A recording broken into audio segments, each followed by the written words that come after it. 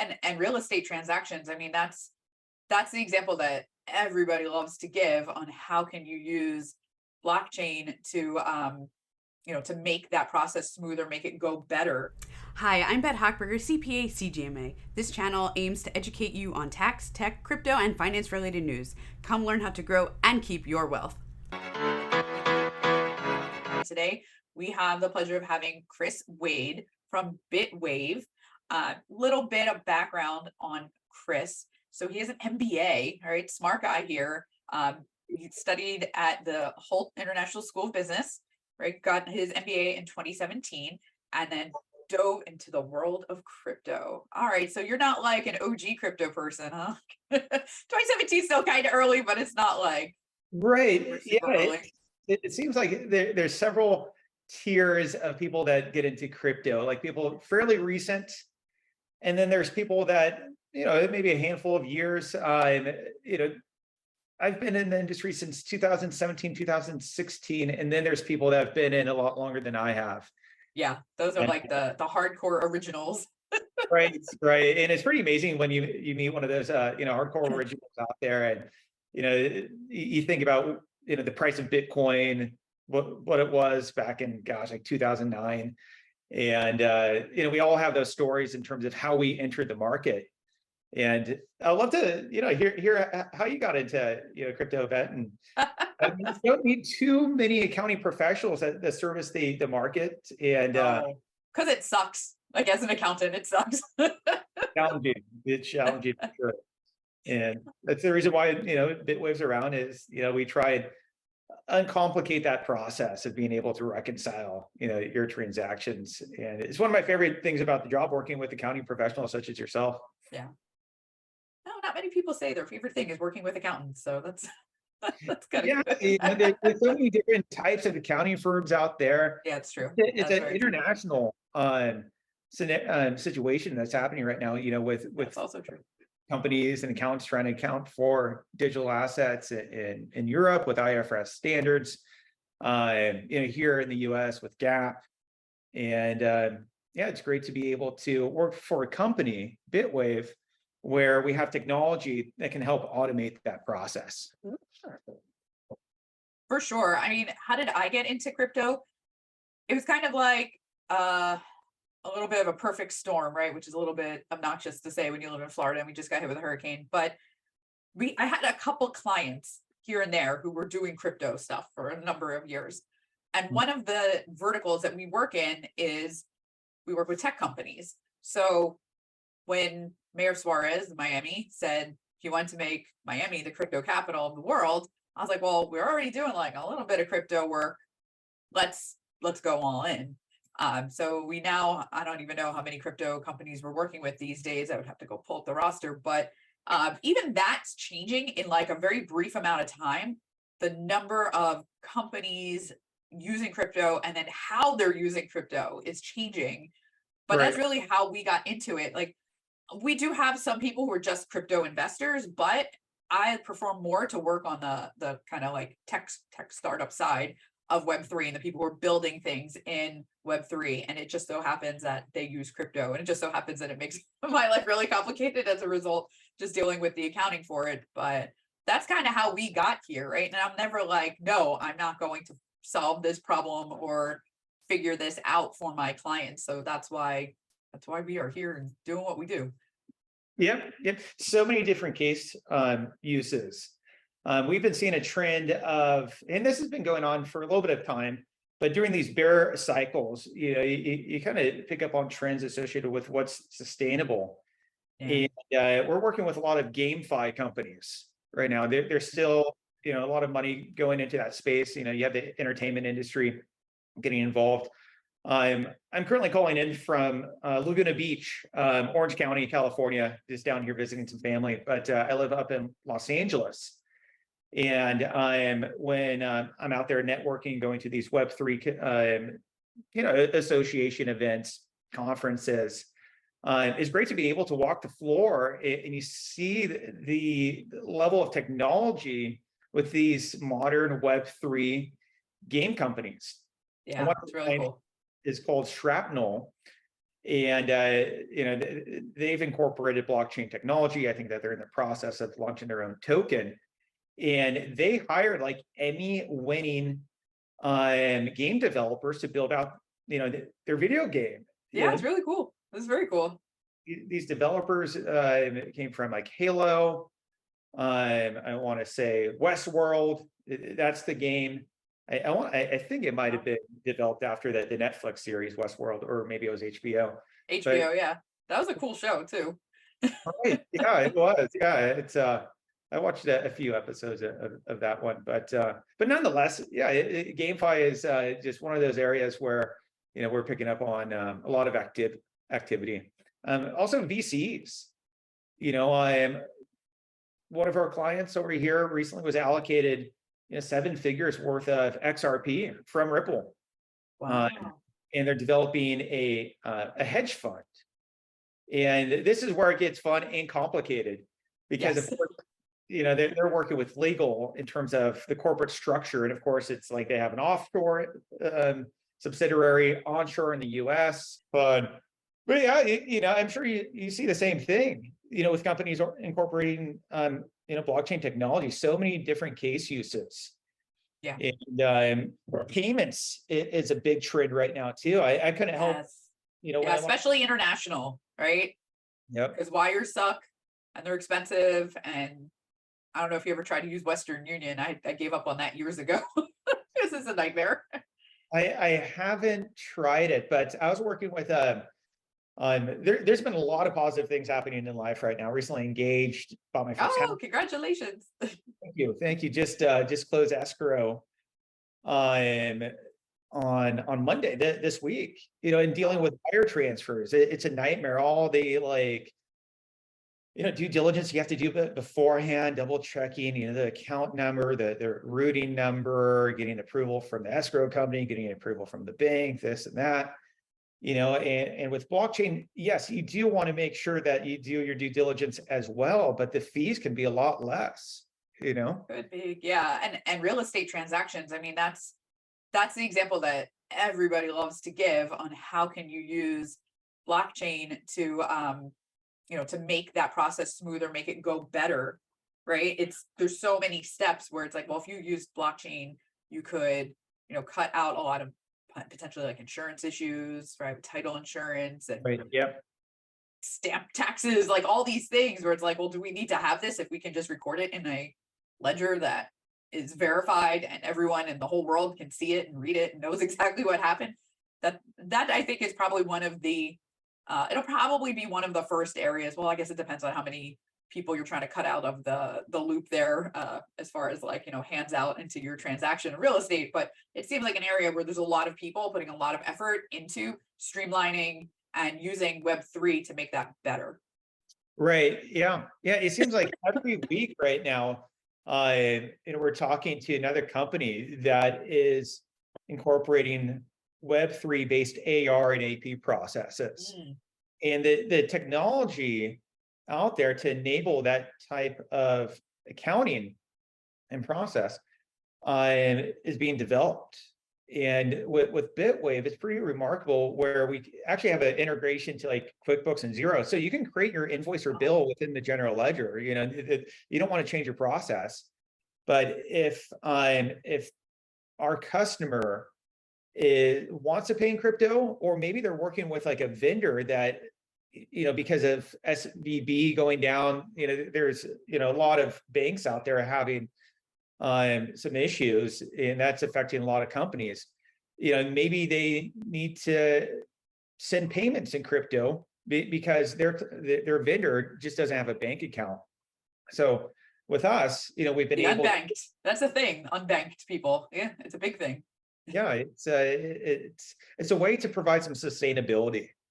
It can be complex because it depends on the cryptocurrency that you want to make it.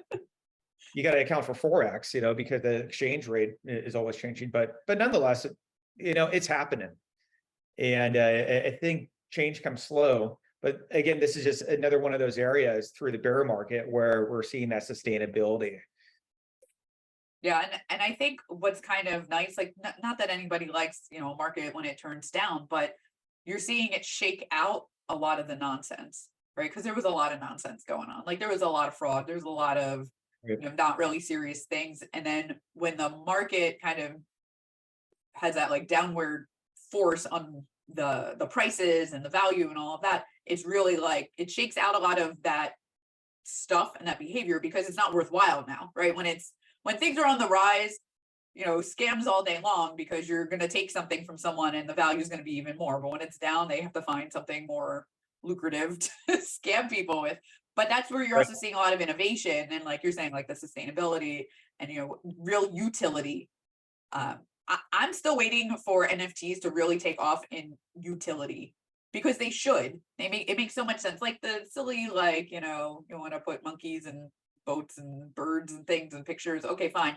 But there's so much utility behind just the technology that, I can have something that, gives access or gives some kind of record of something important. That's really useful, to have that on a blockchain and there forever. Like, don't get me wrong, I would love to go to a yacht party because I bought the right picture, right? I bought the right JPEG. But there's so many other applications out there for NFTs that's one of the things that I look forward to that really being utilized as, commonplace technology. 100%. It's great to have electronic documentation. Like for recent example with the recent escrow close. And I'm saving a lot of these electronic documents just on my computer, in my email. Is there a more secure way of doing so? And I'm working with escrow company, working with a law firm, this and that, my real estate agent. And it would be great to just have an electronic copy on the blockchain that kind of verifies the transfer of documents from, like party A to party B. Yeah. So I think a lot of people are recognizing that, and I love the example of issuing like certifications. Yeah. With Bitwave, what we're doing is that we're really trying to enable our partners and clients to learn how to account for digital assets. We don't do any back office bookkeeping. We refer that out to companies like yourself, but to accounting professionals, to CPAs. But like, you won't believe it. Like there's so many people out there that want to get in the space, but they just don't know how to utilize the technology or really understand the basics associated with it. So we have a certification program, completely free, you earn CPE credit. But at the end of the course, we issue a certification on the blockchain. So it's an That's great. That's fantastic. Yeah, that's great utility. But you guys are probably the first like place I've heard of, at least in my arena, that's doing that. But when I first learned about NFTs, I'm like, oh my God, all of our continuing education should just be, did you attend the class? Here's your NFT, right? Here's your proof. Not here's a PDF. Go save it somewhere, go upload it to the state, CPA society, do whatever. Just give me the NFT and then I can throw it in my wallet. And if somebody has questions about how much continuing education I have, like here's the public address of that wallet and you can see all my NFTs of all the classes I went to. Exactly. It's similar to all the certifications listed on my LinkedIn page. And I do my best to make my LinkedIn page like, look professional. And I've taken some courses and I'll hyperlink it to the actual credential page to try and like show like, heck, I actually took this. But if it was actually stored on the blockchain, like I think that would be another way to actually verify. And in this digital age, like we all have to be mindful of who we're working with. Unfortunately, there's fraud everywhere. It could be on so many different types of applications out there. So, a lot of benefits with the technology, but, I also love the artwork too. I went to, there's a hotel in Hollywood called the Dream Hotel. And down in the lobby, they had a NFT art gallery. And it's all really amazing, like digital artwork with had different graphics and lighting, very modern. It was quite the show. And this was a very nice, hip hotel. And, I'm thinking about what type of artwork do I want to put on my walls? And they have these digital canvases now where you can upload artwork. And, I'm always wearing blue light glasses. So, I mean, I want to be mindful of that. I kind of like traditional artwork too. But again, this is how blockchain technology is incorporating itself in so many different aspects, from an artistic perspective, from a finance perspective, from maybe even a regulatory perspective. Yeah, I mean, it definitely. So we have this big event here in Miami, Art Basel, and you definitely see that intersection of the technology and the art world come together with that event. Like every year, I feel like it's more and more with NFTs and things like that. And it's even like the Bitcoin conference that was in Miami, which is going to be moving away from Miami, unfortunately for us. But there's a whole section of art, and it's like, it's in some ways, it's kind of funny. It's like, why do you take this thing that seems so like not artistic, right? Yeah. The blockchain doesn't seem like there should be art, and yet all this art has developed around it. So it is a cool kind of crossroads of those two fields, the art and the tech. Right. Yeah. One of my favorite NFT artists, very well known, Beeple. And I'm so impressed, like how often and how quickly he can create artwork. And it seems like he creates another NFT that really captures a certain type of maybe movement that is happening culturally or politically, or maybe it has to deal with some type of current event out there. And it's just another way of looking at what is art, similar to like how Andy Warhol created a soup can. Like, Yeah. you think that's so profound and so weird, but maybe that's a good thing. Maybe it kind of, it's creativity, just another way of looking at the world too. And I think the NFT movement is embracing that type of mindset. There's so many different like Web3 hubs. Austin is one of them, Miami. Yeah. And September is going to be a big month. I'm flying out to New York for mainnet, and then there's also permissionless in Austin.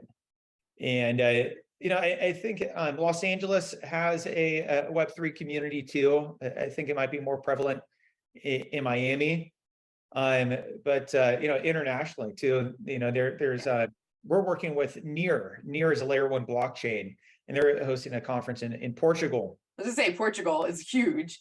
I feel like Portugal and Dubai is where all the international, and actually Brazil is getting to be pretty big as well in that realm. So it's a different world for sure.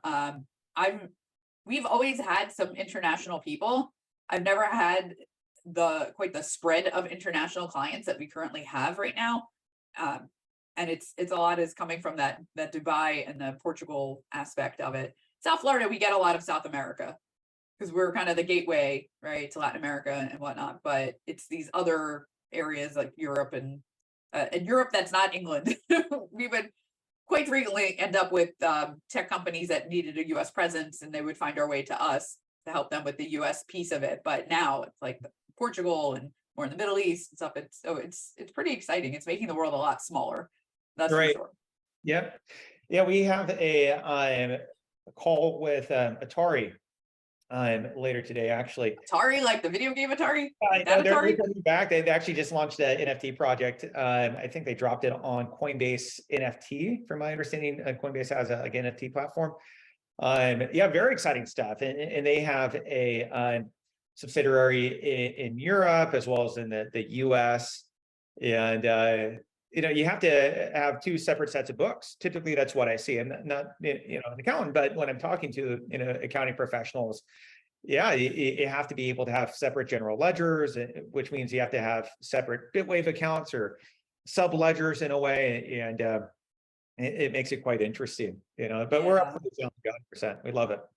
So since we are talking about a little bit about accounting, right? So tell us a bit about Bitwave. What makes Bitwave different or better than some of the other players who are out there?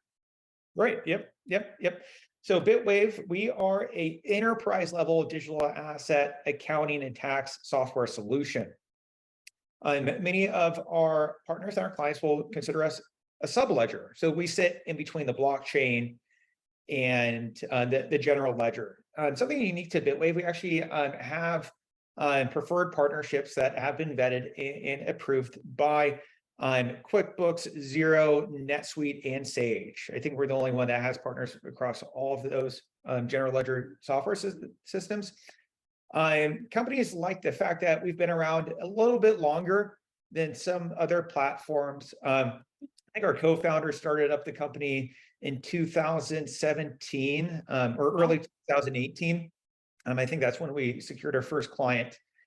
And with the technology itself, it takes time to build out integrations to various types of blockchains.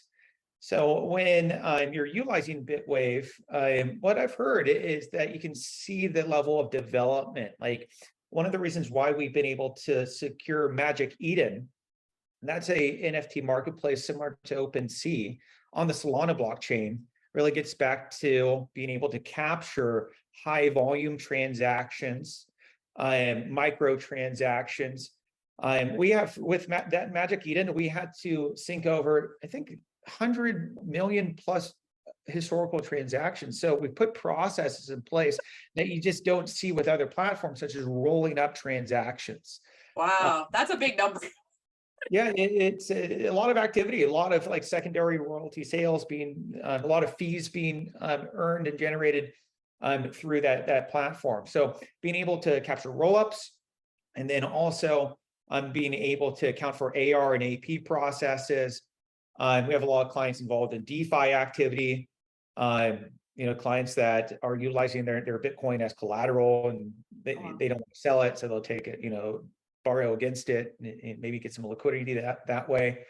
But yeah, probably, being able to support enterprise is probably our market differentiation. Working with Nike, it's a proven platform. We've helped clients pass audits conducted by like PwC. That's one of our success stories. We helped OpenSea pass an audit by PwC, and also That's amazing. the software. That's amazing. International perspective.